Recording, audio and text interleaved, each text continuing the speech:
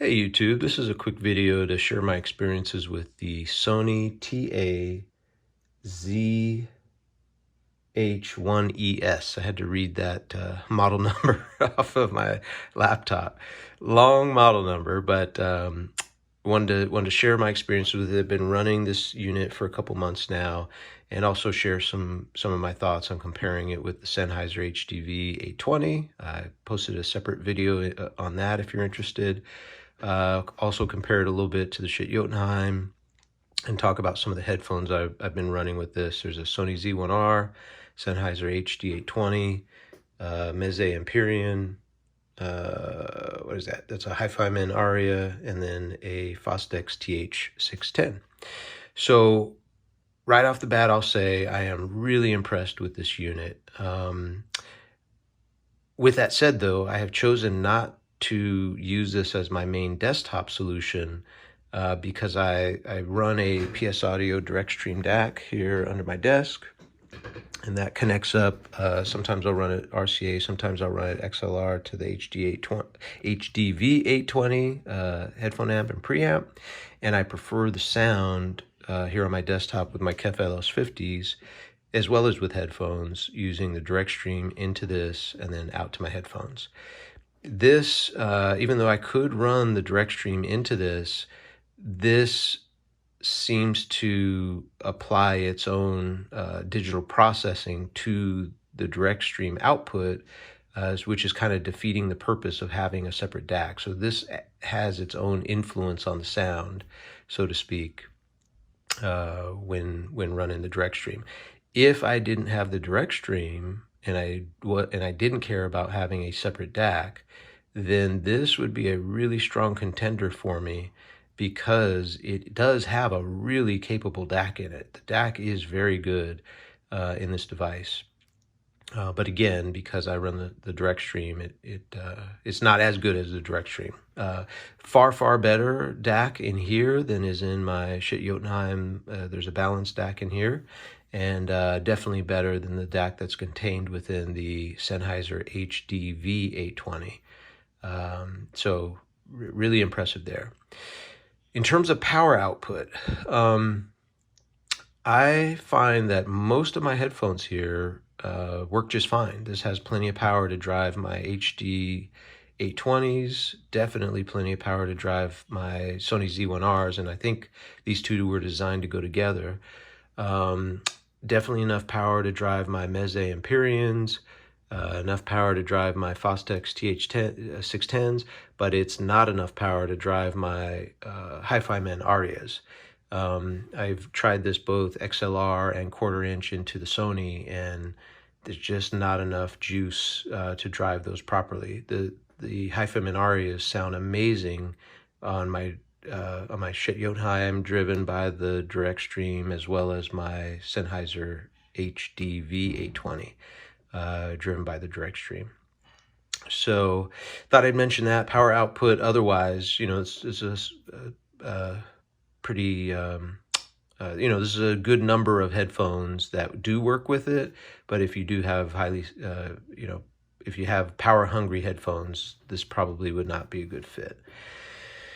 What else do I want to say? So in terms of the sound, using this as a standalone device, using its own DAC, using its own headphone output, obviously, it has a very warm and welcoming sound. It's a very pleasant device to listen to with pretty much any headphones that I pair it with, except for, like I said, with the Arias, there's just not enough power there for those. But with all these other headphones, it's a great pairing.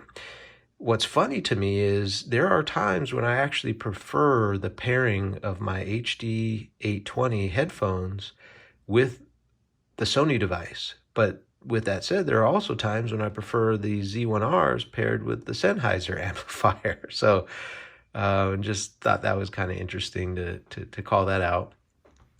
The Meze Empyreans with the Sony headphone amp is a magical pairing. It is really a great pairing, and I'll probably do a separate video. I haven't posted any videos talking about the Mezes and the Arias yet, so maybe I'll do a separate video just kind of comparing those two headphones. But again, getting back to the Meze Empyrean paired up with this Sony headphone amp is just amazing.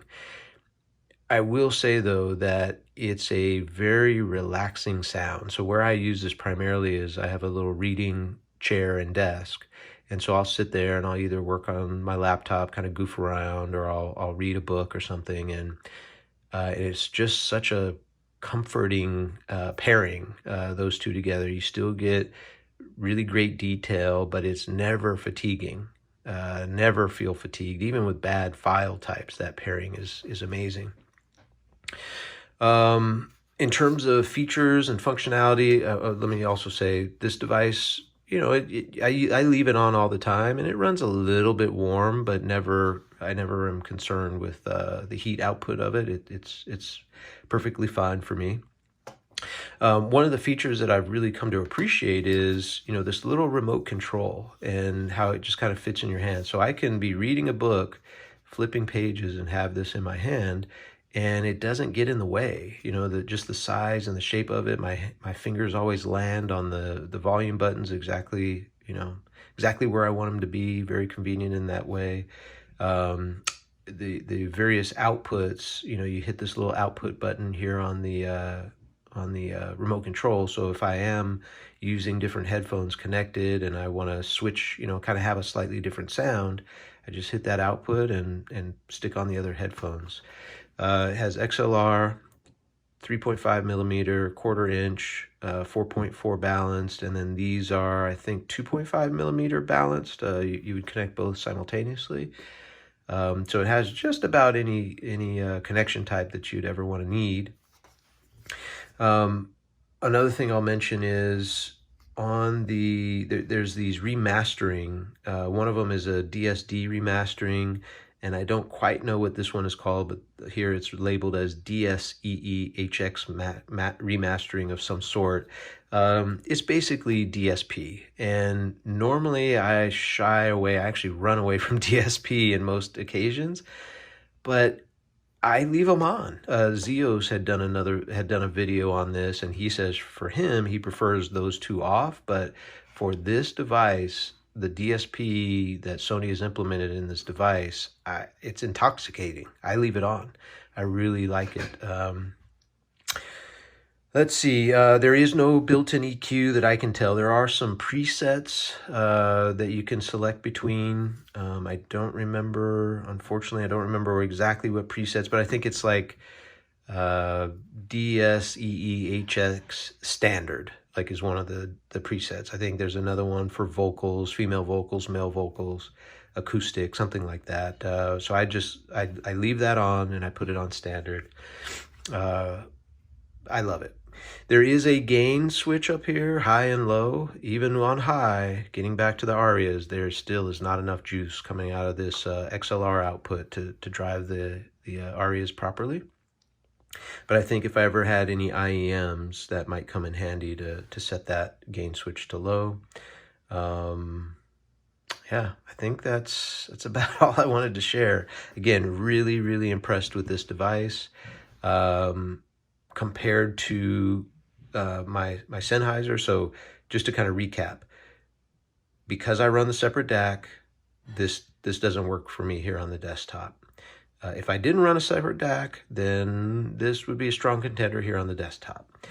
In terms of power output, the Sennheiser has much better power output out of each and every one of the jacks, and there's additional gain that I can switch in the back to kick it up even higher. I think this is a better analog device. That is the Sennheiser HDV820, I think, is a better analog device. And then the Sony is a better digital device. So I hope that helps somebody. Hope it makes sense. If you have any questions, feel free to ask in the comments section, and I'll do my best to answer. Thanks. Bye.